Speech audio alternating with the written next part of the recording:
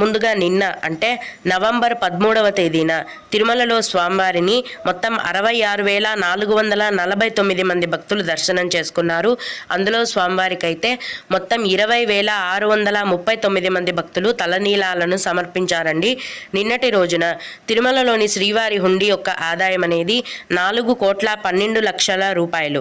ఈరోజు కూడా ఎటువంటి దర్శనం టికెట్లు లేకుండా నేరుగా భక్తులనైతే ఫ్రీ దర్శనానికి అనుమతిస్తున్నారండి.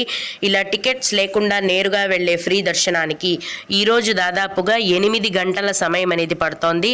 అలాగే తిరుపతిలో సర్వదర్శనం టికెట్లు ఇస్తారు కదా, ఈ సర్వదర్శనం టికెట్లను తీసుకుని దర్శనానికి వెళ్ళే భక్తులకైతే దర్శనానికి ప్రస్తుతం 4 గంటల సమయం అనేది పడుతోంది.